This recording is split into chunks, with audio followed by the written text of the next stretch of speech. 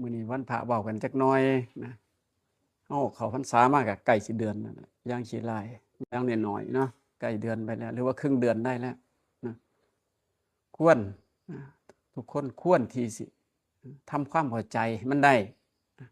ถึงสิละบ่ได้ควรทำความเข้าใจมันชัดเจนนะเรื่องหยังเรื่องความเปลี่ยนแปลงที่เฮาบ่เข้าใจนะเป็นหยังเพิ่นยังว่าเป็นเปรตอสุรกายสัตว์เดรัจฉานสัตว์นรกทุกขติ4เป็นหยังเพิ่นยังว่าจังซั่นพอความเข้าใจของเฮาแล้วเฮาไล่ไปยึดเอาแต่สิ่งที่เคยเฮ็ดเคยเป็นเคยเข้าใจสิ่งที่เฮาเคยเฮ็ดเคยเป็นเคยเข้าใจมันเป็นทุกข์อยู่บ่เซาเป็นความโลภเมื่อเฮาโลภยามใดมื้อนั้นเฮาสิตกในทุกขติ4เป็นเปรตอสุรกายสัตว์เดรัจฉานสัตว์นรกได้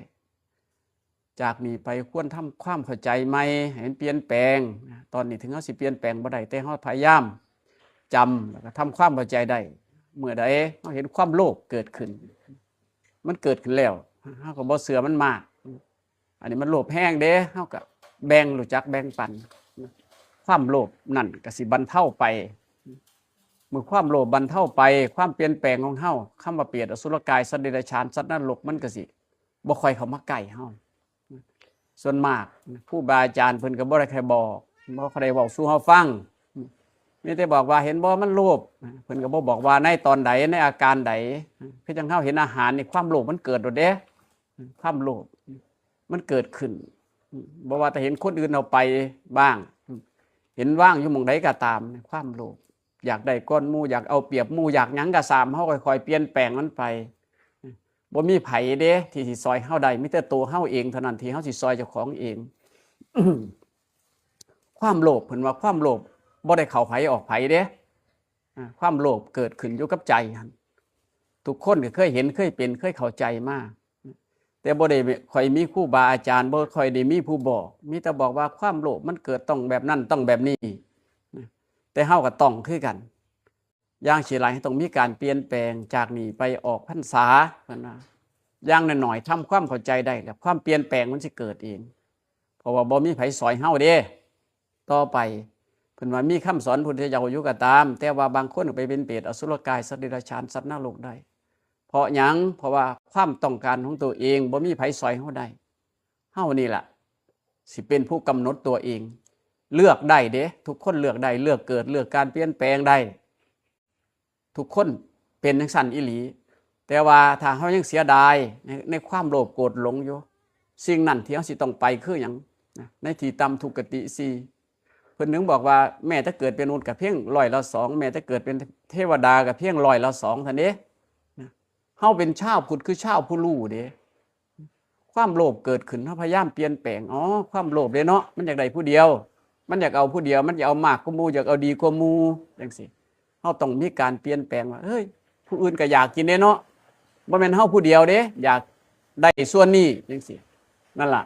การเปลี่ยนแปลงและความคิดใหม่ๆให้ต้องสร้างขึ้นมาใหม่ให้ต้องเปลี่ยนแปลงใหม่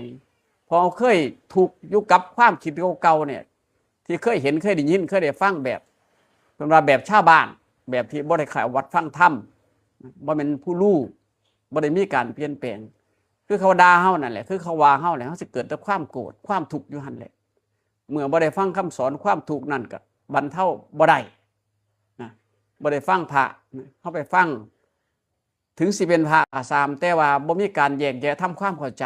นะความทุกข์เฮาก็บ่คลายเด้เพิ่นบอกว่าทุกข์ไผทุกข์มันเด้อผู้ใดอยากทุกข์เอาเองผู้ใดอยากเศร้าเอาเองจังซี่มันก็เป็นจังซั่นอีหลีแต่ว่าความเปลี่ยนแปลงของเฮาบ่เกิดเฮาเคยคิดแต่เรื่องเก่าๆวกวนเก่าคนนั้นบ่ดีคนนี้บ่ถือคนนั้นว่ากูคนนั้นเบียดเบียนเห็นบ่ที่เพิ่นว่าคือจังเฮานั่นแหละเมื่อไปด่าคนอื่นเฮาก็ดีใจความเปลี่ยนแปลงเฮาบ่มีเคยเห็นเป็นจังซั่นพ่อแม่พาด่ากันมาลูกก็ด่ากันไปบ่มีการเปลี่ยนแปลงคนนั้นว่าอยู่มาบ่เศร้าลูกก็ว่าตามไปมีเด้เพิ่นว่าเผ่าพันธุ์ของการด่าปล่อยแซงแบ่งเว้นก็ติดลูกมาเมื่อมาฟังคำสอนแล้วเพิ่นว่าสิ่งนั้นบ่ดีเด้คืออย่างเฮานั่นแหละเฮาบ่รู้จักว่าดีหรือบ่ดีเพิ่นยังบอกว่าไปวัดขอศีลเฮาก็ไปขอศีลเด้ขอมาแล้วจักศีลเอาไปเฮ็ดหยังเฮาก็บ่รู้ศีลเป็นแบบใดเฮาก็บ่รู้เพิ่นเว้าว่าจังได๋แน่เฮาก็บ่รู้นะรู้แต่ว่าปานาทินากาเมมุสาสุราหัวขอมันฮู้แล้วๆก็บ่ได้หยังกลับบ้าน ความเปลี่ยนแปลงเฮาก็บ่เกิดเห็นบ่เฮาเข้าใจได้บ่ว่าเป็นหยังเพิ่นยังไปขอศีลวันพระเด้ขอศีลจังซี่เห็นบ่เฮาบ่รู้จักศีลเฮาก็บ่ได้เปลี่ยนแปลงจักเที่ยจักว่าสิเอาไปเฮ็ดหยังศีลนะเฮาก็เฮ็ดกันอยู่ชาตินั่นแหละมีแต่ขอกับขอเลยกลายเป็นชู้ฉกกลายเป็นพราหมณ์กลายเป็นพวกขอทานไปเฮาบ่เข้าใจเรื่องศีลเรื่องทานบ่เข้าใจเรื่องศีลเพราะบ่เข้าใจเรื่องศีลเฮาก็บ่เลยบ่รู้ว่ารักษาศีลเป็นจังได๋เห็นบ่เฮาบ่รู้จักมีแต่ไปวัดแล้วก็ขอมื้อนี้วันพระได้ขอทีนึงในครั้งพุทธกาลมันบ่ค่อยมีเด้ในครั้งพุทธกาลนี่สิบ่มีการไปขอศีลเด้มีแต่เพิ่นเว้าสู่ฟังแบบนี้เด้ปานาทินากามิมุสาสุราเว้าสู่เฮาฟังพอเว้าสู่กันฟังแล้วเป็นไงล่ะบัดนี้พอเว้าสู่ฟังแล้วก็เพิ่นก็นำไปรักษานำไปใช้แต่เฮาบ่รู้จักพอเฮาบ่รู้จักแล้วก็เลยบ่รู้จักรักษาศีลจักว่าเป็นจังไดเห็นบ่พออีกมื้อนึงเฮาก็มาอีกแหละขออีกแหละแต่ว่าทางที่ดีมันเป็นหยังเพิ่นนึกว่า6มื้อ7มื้อ8มื้อก็ชามมันสิเป็นอยู่จังซั่นเพิ่นนึกบอกว่าให้รักษาเด้อรักษาศีลเห็นบ่เฮาบ่รู้จักรักษาเฮาก็เลยพากันไปขอแล้วก็ขอไปแล้วทำความเข้าใจบ่ได้ในเรื่องของศีลขอไปแล้วก็บ่ได้รู้จักว่ารักษาศีลเป็นจังไดเฮาก็เลยขอกันอยู่ศาสตร์นั้นเลยเป็นประเพณีคำว่าประเพณีคือสืบกันมาโดยที่บ่รู้ความหมายบ่เข้าใจภาษาเฮาก็เลยเฮ็ดกันอยู่ซื่อๆจักว่ามันได้หม่องใดจักว่าบ่ได้หม่องใดจักว่าเป็นจังไดจังเอิ้นว่าได้จักว่าเป็นจังไดจังสิฮู้ได้เห็นบ่เฮาบ่ฮู้จักเลยนั่นเพิ่นว่าเฮ็ดประเพณีสืบกันมาโดยบ่มีความหมายบ่เข้าใจในความหมายเพิ่นว่าไปขอศีลไปขอข้าที่ท่านผู้เจริญข้าพเจ้าสิมาขอที่ท่านว่าศีลเป็นความปกตินั่นเป็นจังไดน้อที่ท่านถึงว่าให้รักษาไว้เฮาไปถามเพิ่นวางสั่นในครั้งพุทธกาลมันก็เว้าสู่ฟังแบบนี้เด้อเจตนาเป็นเครื่องเว้นที่เจ้าสิเว้นที่เอิ้นว่ามีศีลนั่นที่เจ้าที่สิเว้นได้จงมีเจตนาที่สิบ่เบียดเบียนเขาเด้เป็นหยังจังวางสั่นคือการบอกง่ายๆเฮามาเปรียบเทียบพูดเท็จพูดส่อเสียดพูดคำหยาบพูดเพ้อเจ้อขี้ตัวเพิ่นว่าพูดเท็จพูดส่อเสียดเว้าคนผิดกันบ้านเฮาเอิ้นพูดคำหยาบด่าไปทั่วเว้าบ่น่าฟังพูดเพ้อเจ้อเพิ่นถามเรื่องนึงตอบไปอีกเรื่องนึงเพิ่นว่า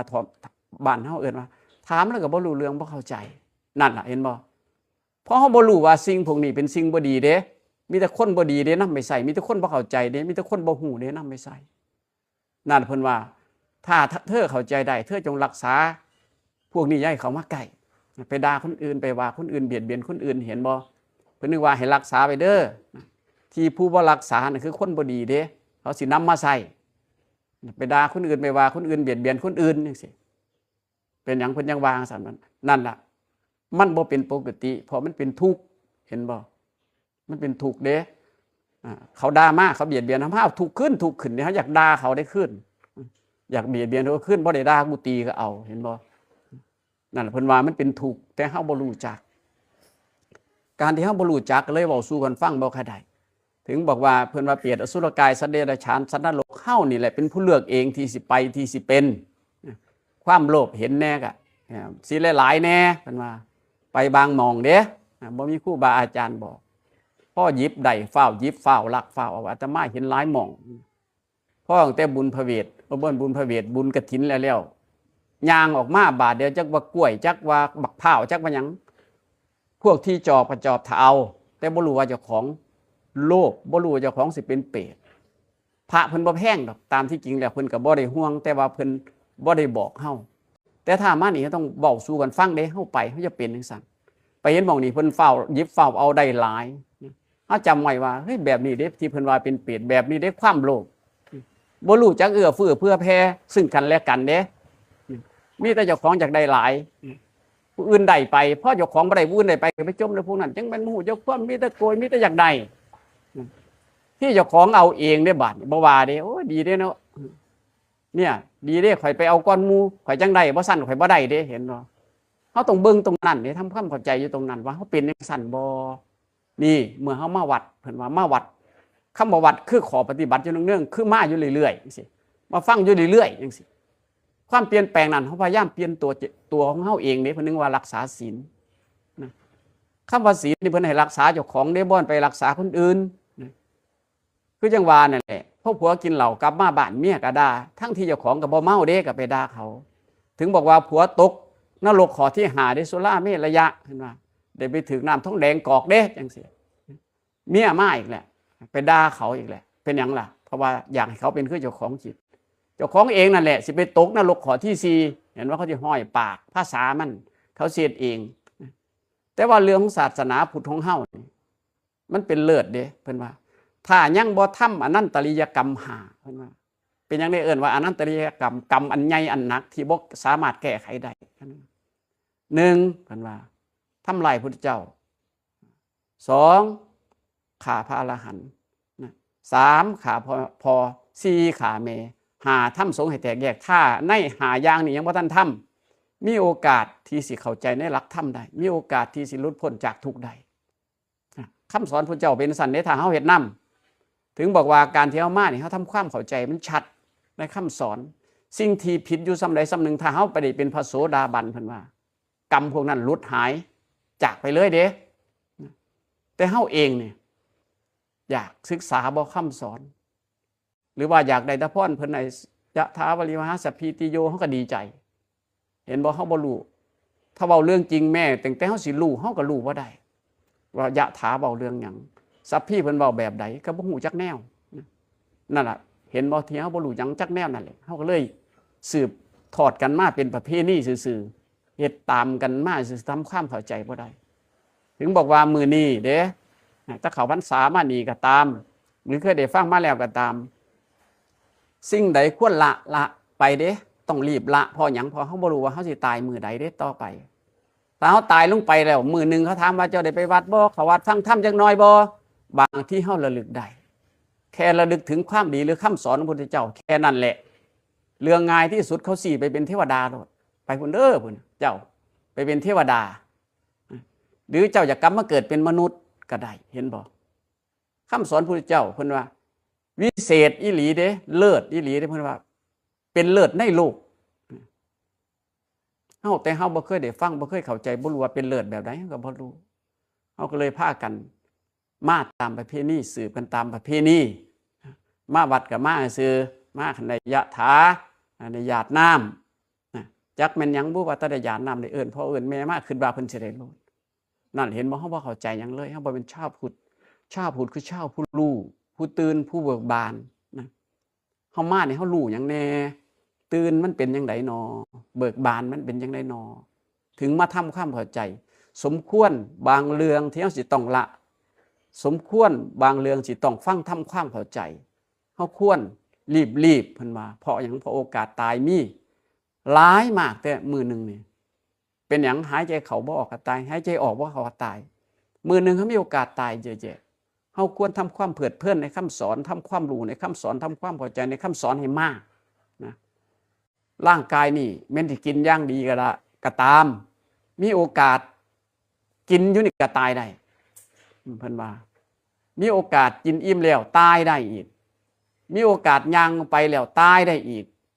นั่นแหละสิ่งที่เฮาควรละก็รีบทำความเข้าใจบุญหลายเด้เพิ่นก็ว่าได้ฟังคำสอนบุญหลายเด้ยังค่อยสิมีโอกาสได้ทำความเข้าใจบุญหลายได้มีโอกาสจังสิละได้นี่คือเรื่องที่เฮาบ่เคยเข้าใจบ่เคยรู้นะว่าเปรตอสุรกายสัตว์เดรัจฉานสัตว์นรกเขาเป็นแบบใดเป็นหยังเปรตมันยังหิวบ่เศร้าเป็นหยังมันเว้าบ่ได้คือกับเฮานั่นแหละในใจคิดแต่สิเอาคิดแต่สิโลภบ่บอกไผนะเฮาบ่เคยบอกไผกูสิโลภอันนี้กูสิเอานี่มองจ้องอยู่ซาดนั้นกรรมส่วนนั้นแหละเพิ่นว่าความอยากนั้นมันบังคับเฮาเฮ็ดให้เฮาคิดอยู่บ่เศร้าเปรตคือกันเขาบ่มีโอกาสได้เว้าหยังเลยเว้าหยังบ่ได้เพราะในใจมันมีแต่ความโลภคันในใจเฮาเป็นสั่นนั่นล่ะเฮาว่าจำไว้โลดว่ามีโอกาสได้เป็นเปรตเฮาสิอยากแก้บ่อายุบ่เท่ากันเด้กับมนุษย์พวกเปรตเขาอยู่จนประมาณนับบ่ได้เฮาก็นับเขาบ่ได้เขาก็บ่สามารถสินับได้ว่าเป็นมื้อเป็นเว้นเพราะโลกอื่นบ่มีดวงอาทิตย์เด้พวกที่ตายไปแล้วบ่มีดวงอาทิตย์ดวงจันทร์เด้เขาบ่มีแต่บุญวาสนาคือยังเฮานั่นแหละเฮามานี่เฮาก็เห็นเป็นวันนึงคืนนึงได้แต่โลกของเขาบ่มีโอกาสเขาสิบ่ฮู้เฮา บ่ฮู้เลยว่าเฮาอยู่ดนบันไดหรือว่าเขาอยู่ดนบันไดเขาเห็นเฮาได้แต่เฮาบ่เห็นเขาง่ายๆพอบ่เห็นแล้วก็เลยไปถามว่าเจ้าเกิดมั่นอยู่นี่โดนบันไดโอ้ยบ่ฮู้ดอกเจ้าค่ะมันเป็นยุงสี่มันเป็นอยู่แบบนี้แหละบ่ฮู้เลยว่าวันเดือนปีเป็นจังไดเฮาคือกันต่อไปเฮาควรพิจารณาตัวเองว่าเฮ้ยต้องแก้ไขเด้ต้องรีบละเด้ถ้าเฮาเกิดความรู้ความเข้าใจยามใดจำไว้โลดน้อยๆก็ตามนิดๆก็ตามมีโอกาสได้เป็นเทวดาเฮาควรคิดจังสั่นอย่างหน่อยเด้นี่เอิ้นว่าอย่างหน่อยไปเป็นเทวดายังกลับมาเกิดเป็นมนุษย์เพิ่นถึงบอกว่าหน่อยถ้ามีโอกาสบ่ได้กลับมาเกิดดีมากเลยเห็นบ่มันสิแตกต่างกันเยอะนั่นแหละเฮามีโอกาสกว่าสัตว์ทั้งหลายในโลกนี้มีโอกาสดีกว่าเทวดาเพราะหยังเฮามีร่างกายที่สิละได้ในอายุเพียงเล็กน้อยบ่เกิน100 ปีเห็นบ่เทวดาเขาอยู่เป็นนับประมาณบ่ได้เขายังบ่มีโอกาสสิบรรลุธรรมได้ง่ายๆแต่เฮาทำความเข้าใจความรู้นี่ให้มันเปลี่ยนแปลงได้มันก็เพิ่นว่าบรรลุธรรมคือทำความเข้าใจได้นี่ทุกคนลองนำไปใส่ลองไปคิดหาวิธีเจ้าของเองเพราะทุกคนมีสิทธิ์ที่จะตัดสินใจเอาเองแม่นเฮาไปห่วงคนอื่นก็บ่เกิดประโยชน์แม่นบ่ห่วงคนอื่นก็บ่เป็นประโยชน์ห่วงหรือบ่ห่วงก็บ่เป็นประโยชน์แต่ว่าการที่ศีละนี่ล่ะสำคัญมากเพราะหยังพอเฮาเป็นผู้หายใจเข้าหายใจออกตายก็แม่นเฮานี่ล่ะแม่นผู้อื่นสิว่าเอาบ่เอาก็ตามทรัพย์สินสมบัติเฮาตายไปแล้วแม่นเขาบ่ได้ก็ตามผู้อื่นก็ได้ทรัพย์สมบัตินี่ต้องเป็นของโลกเด้ต้องอยู่นำโลกนี่นะเฮาจำไว้เด้อว่ามีโอกาสตรงไหนที่เฮาสิทำความเข้าใจก็รีบทำความเข้าใจมีโอกาสตรงไหนที่สิละก็รีบละเฮาจำไว้ว่าโลภโกรธหลงที่พุทธเจ้าเพิ่นเอิ้นคือที่เฮาเห็นความตนี1เฮาเห็นความโลภที่เฮาอยากได้1เฮาควรละต้องทำเอาเองเนาะมื้อนี้เอาซ้ำนี้ก่อนเพราะว่ามันสิสวยมันสิเกินเวลาฉันเขาหาผู้อื่นอยากไปธุระ